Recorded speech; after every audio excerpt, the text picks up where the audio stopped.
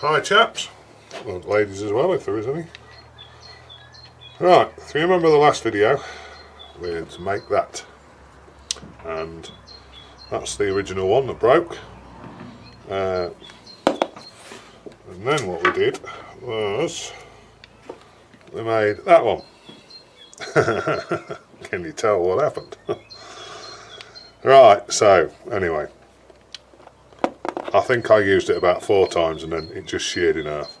I mean, it came out really well. I was really happy with it and everything, and then that happened. So I thought, well, do I make one out of steel or whatever? So I went back, if you remember, to that. If you watch the previous videos, you'll have seen I was using that piece of steel what a friend of mine gave me, and I was having trouble with it. And I thought, well, it's near enough. It was nearly machined down to size, so I thought, well, I'll chuck that up and I'll have a go at that again and see what happens. All I basically had to take off it was about 30 thou off the diameter, which I did. I slowed the RPM down on the machine and it seemed to make quite a big difference. I think 3 passes, 10 thou a pass, and maybe a finishing pass just to get it to right size. And then I used the cutting tool that we ground up to cut the threads, and I cut them in the video when you saw me making this. I literally did it exactly the same, 3 thou at a time when I was cutting the threads. I didn't even sharpen that little tool up, to be honest, and it threaded it absolutely perfect.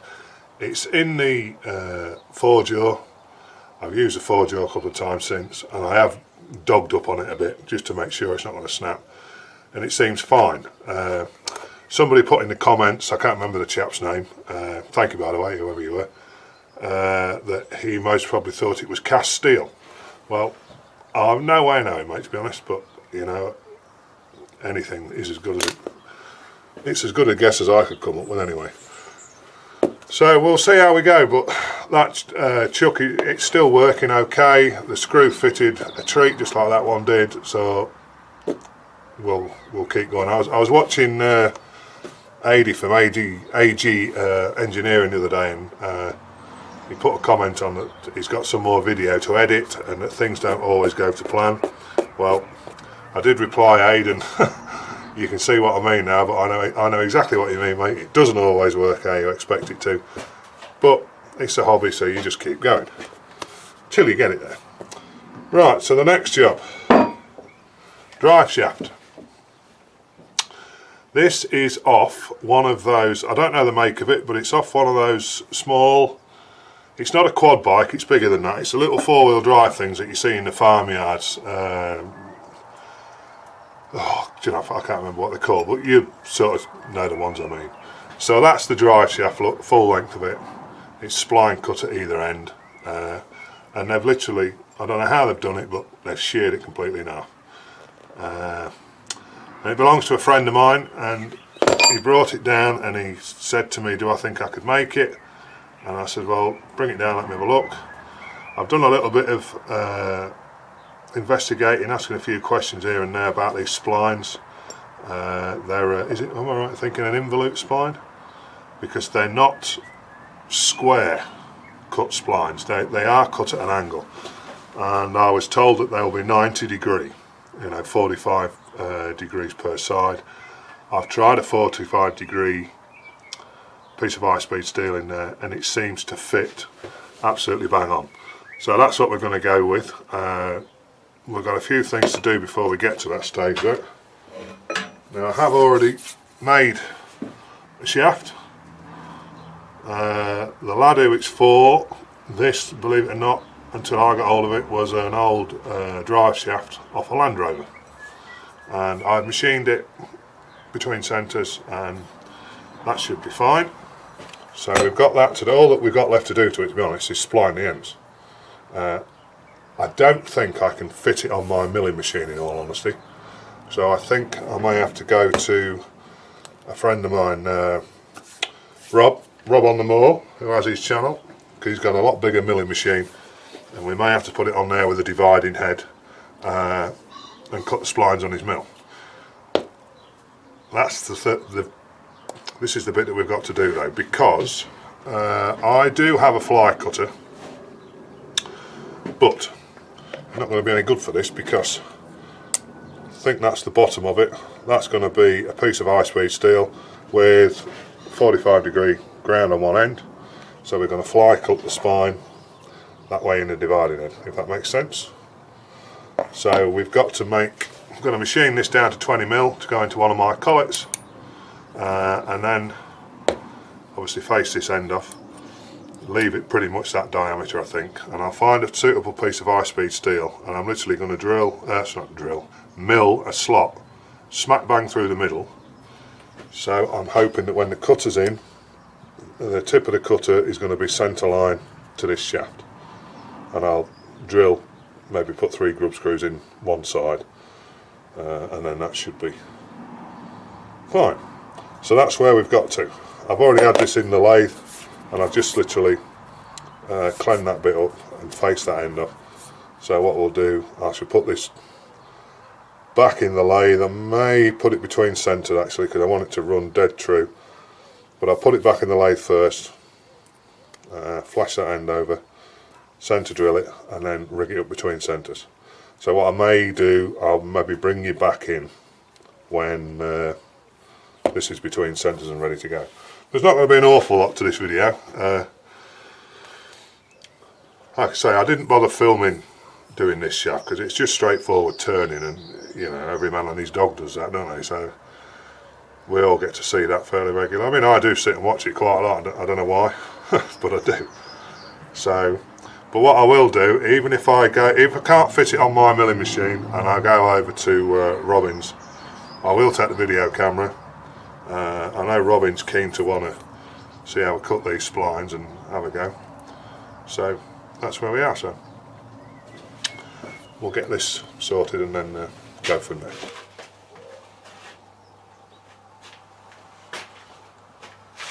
Yeah, right, here we are. You know when you get one of them, shall we say, senior moments where you think you're a dick? I've just had one. Now, I've been machining this away and talking to myself, well, to the camera, thinking everything's going swimmingly, only to realise, after I've got so far, that the bloody thing's flat. So anyway, we'll start again. So right, we're between centres. I like to do it between centres as often as I can because it just comes out so much better. We've got to get this down to about 20mm. Well, not about 20mm, we've got to get it down to 20mm. And it's 48, so there's quite a lot to come off it. It is really, really good quality steel, this. It's, I think it's EN24T or something like that. All I can tell you is it's as hard as knockers of hell. But I think when you're making something like an arbor, if you've got some decent stuff, it's always better to make it out of the best quality stuff that you've got to hand. So, what's the matter with him? So, dog's going crazy. He knows it's nearly 6 o'clock. So, we'll keep machining this down. It doesn't actually machine too bad, to be honest, even though it's quite hard. It's just that on a small lathe like a Colchester Bantam, you're not going to be taking really deep cuts really quick. I've been running at about, what are we at, 200 RPM, just slightly over. I don't want to go any faster than that because we're out of balance with the dog on there, and I've just been taking 10 thou cuts. Now it's not going too bad. Well, at least maybe you'll be able to see now. I've got some power in the camera. So I was putting a bit of oil on it to start with, but I've soon given up with that. It'd be better if you put a cut on, dopey.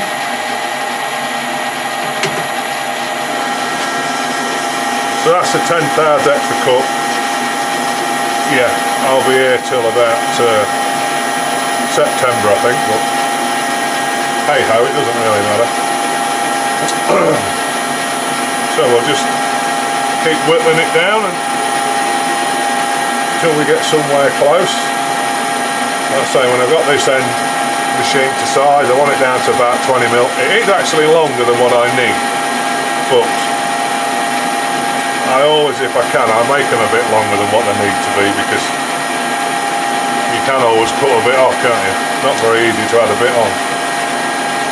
So when I get this machined up, there's a bit of mill work to do on the end to mount the cutter in. There's a bit of grinding work to do, grinding up the cutter itself, and then I have to get the dividing head out, work out what plate I want on and the rest of it. And I have a feeling then I shall have to be maybe taking a ride over to my mates, because I don't think I can do it on my mill. The table's long enough, but I think where I'll need to cut the spline, I don't think I'll be able to get it under the spindle, because I'll be at the opposite, I'll be right on the end of the table, if that makes sense. So yeah, it's a bit spindly stuff this, but we'll see how it goes.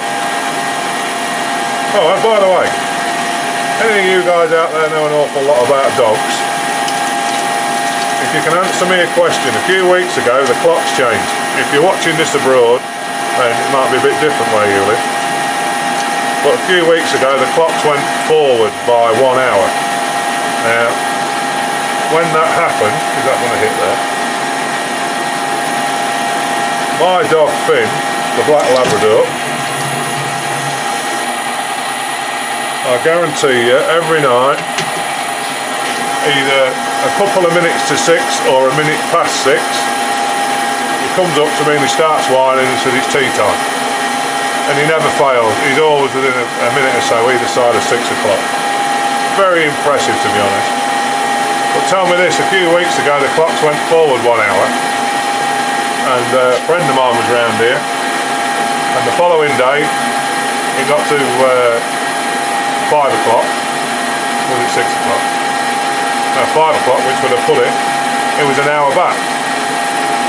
How did my dog know the clocks had changed? Because bang on 6 o'clock the next day, which would have been 5 o'clock the previous day, he came up, sat down in front of me and started whining and said it's tea time. And my friend looked at me and said, I can't believe that, that's unbelievable. I don't know. You tell me. Oh dear. Right, we'll carry on. I'll maybe bring you back in a couple of months when we get a bit closer.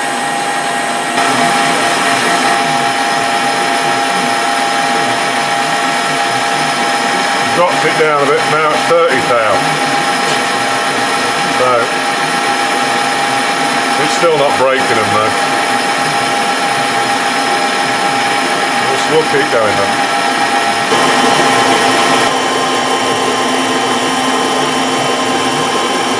We're up to speed a bit now with 330 revs, but it's still not chipping. I think it's just a case of keep going. Oh, you love it. Lovely, lovely, lovely. Just what you want, isn't it, eh?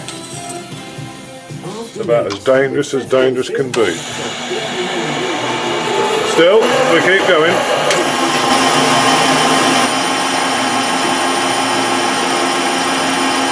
Well, we're getting there. Another 200 thou to go, and then excuse me, another 200 thou will be pretty close. Right, this will take us to about 4 thou left to go, but it is hot, so I should say that will be more like 6 thou. So I'll let this get to the end, and then I'm going to go in the house, feed the dog, put my dinner on, and just let this cool down, and then I'll come out, finish this part off with a little bit of high speed steel, and then we'll be ready to flip it around and do something with the other end. Right, see you in a bit.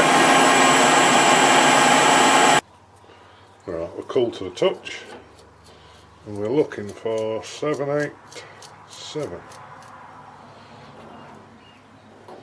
Let's try and get there.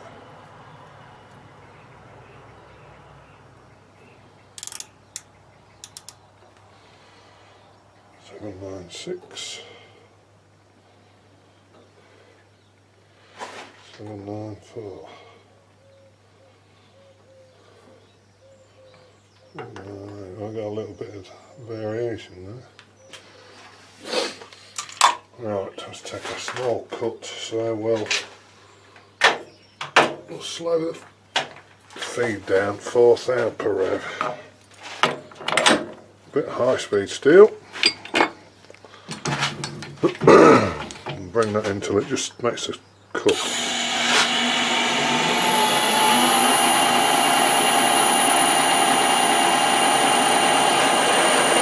I'm just going to zero the gauge here.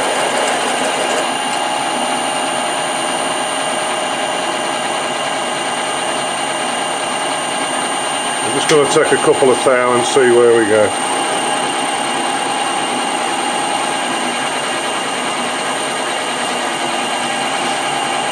That leaves a much better finish, that does.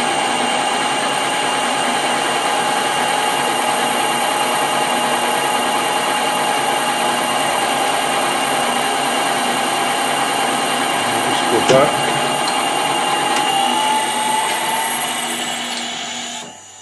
Take that out of the way.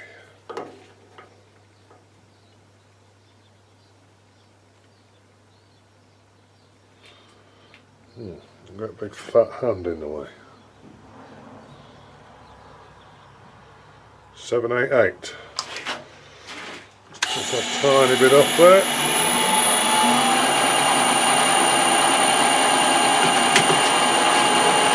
I haven't got a drawing for this or anything, I just sort of make it up as I go along, and I think that other end may be a little bit thicker than I want, but we'll see. Oh, it's making a mess now, that's only taking a tiny cut. There we go. I'll let that just run to the end, and I may have a bit more of a go at it tomorrow night, depending on what time I get home. But this will get us somewhere close.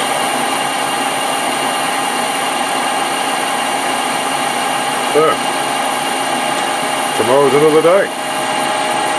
See you later.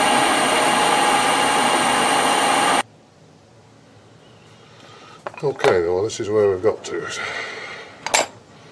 That's the shaft made. Not too bad.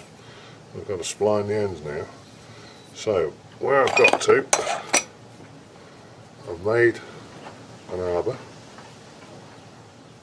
to hold the cutter, and I've ground it 45 either side, and I've got quite a sufficient bit of back rake on the back. I think I put it about 20 degrees in the grinder to, make sure I've got plenty of rake on the back.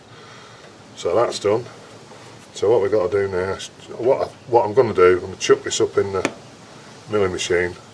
I'm going to put this short piece in, I've turned, and I'm going to do a test first, so I can get the depth and everything right before I go over to my friend Robin's to use his big mill. So what we've done is, the OD of the spline is 0.876. There's 20 splines on it. The dividing head plate I'm going to use is plate number, it's the 37 hole pattern on the plate. So the way I do it, because I haven't got a chart as such, I don't know if you can see that. So my dividing head's got a ratio of 40 to 1. So it's 40 times the number of holes on the plate, 37, equals 1,480. Divide that by the number of splines I want to cut, which is 20, and that gives me 74. Well, it just so happens that 37 is half of 74, so one full turn plus one full turn, so 2 full turns, and that should give me 20 divisions on the shaft. I've used some thread wires here, and I've put them over the splines on here to take a measurement, to give me some idea where I want to be. And the diameter I got was 0.936 using wires which are number 0.072. So I'll set this up on the mill, I'll set the dividing head up, I'll get this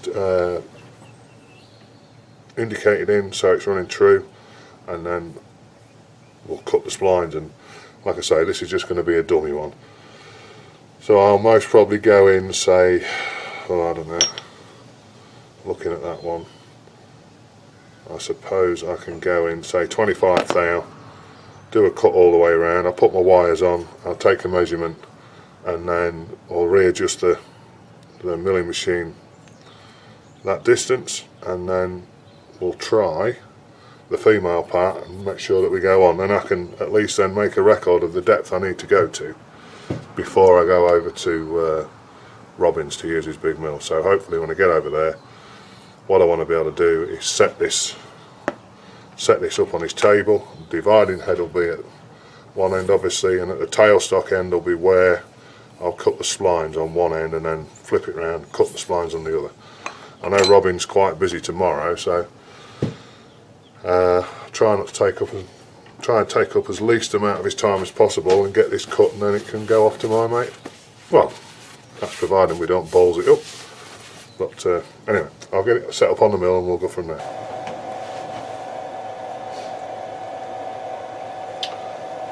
Okay, we're all set up. So we're running at 432 RPM. What I've done is I've eyeballed the very tip of that to the tit in the middle of there. That's how I've got my centre height. I'm not really sure of an easy way of doing it. It's indicated in that way, so it's true, and it's indicated in along the length of it.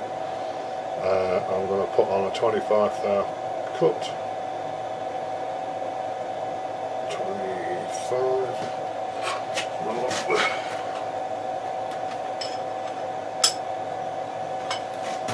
Got the table, right.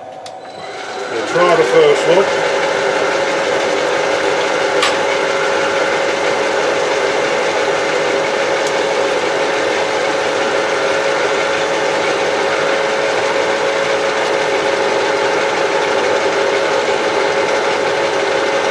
See how she goes. By the way, the run out on that arbor, it's not the arbor, it's the holder itself. So I'm watching for my display on the X to that. I'm going to stop it at 0. Try and do that on them all.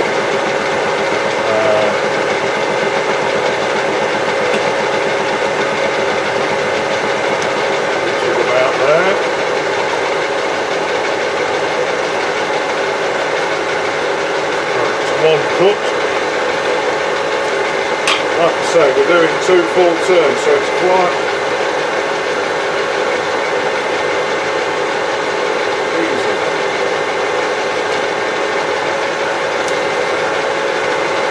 Do the next one.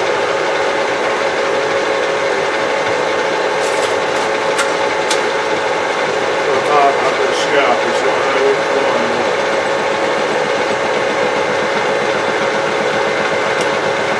Cutting it really well, it's not making out of that. I hope you get to see it on the video, alright?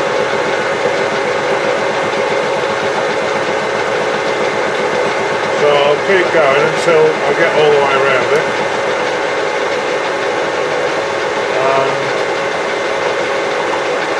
and I'll bring you back again.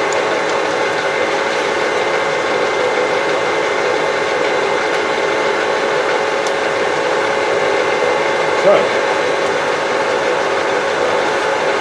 we'll see you in a bit. Right, 973 over the thread wires. I've got them tied on there with a rubber band. Look. Just check that again and just.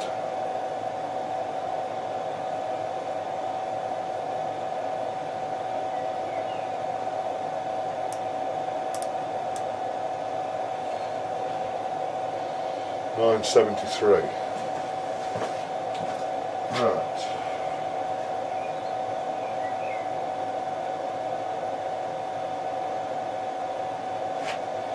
We're looking for 936 and we got 973, so that gives a difference of 37. So according to that, we want 18.5 thou off of each side. So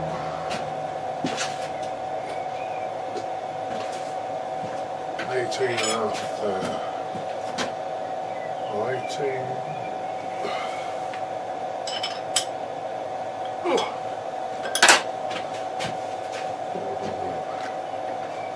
So 25 plus 18. So we're looking for 43 thou on the Y. So we'll take that to 43, which is there. Lock the table.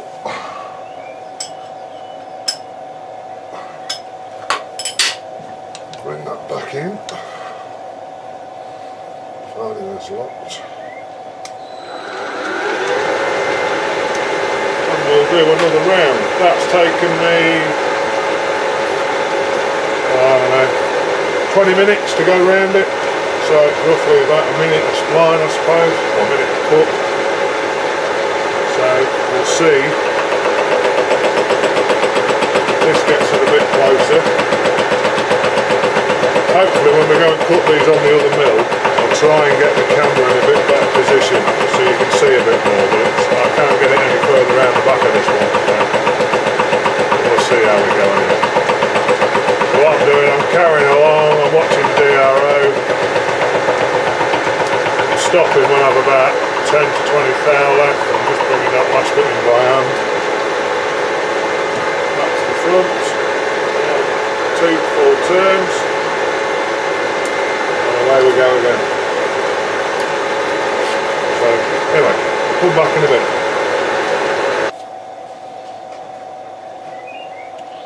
Right, well we've got to the end of it.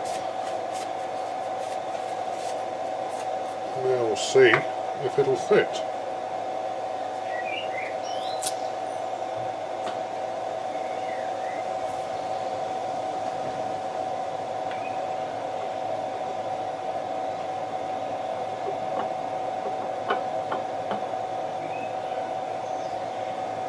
It does. There's the tiniest, and I mean the tiniest amount of rock in it.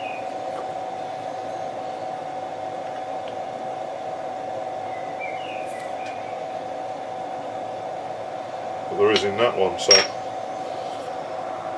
we know we need to be 43 thou deep. So next thing, get all the stuff packed up and then rock on off to Robins. Get on the big gate milling machine and then see how we get on there. So I'll call this done for this part of the video. I've no idea how long it will be, but it will be as long as it is, and then we'll do part 2 when we're at Robins on the gate mill. So, see you later. Let's just have a look at that.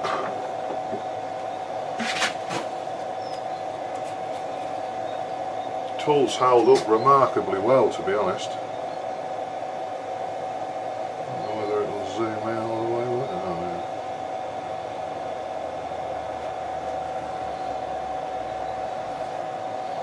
yeah. But it won't focus on that. Yeah, it's still very sharp. I think what I might do before I go to Robins is grind the other end up the same as that. So we've got 2 tool bits to go at, because that is normal mild steel, and the piece I've made the new complete shaft out of is a drive shaft, and I think it's sprung steel of some sort. So anyway, I digress. See you later. So that's it finished. The depth of the cut was 43 thou. So, and it fits alright, so we'll get over to Rob's and get it finished.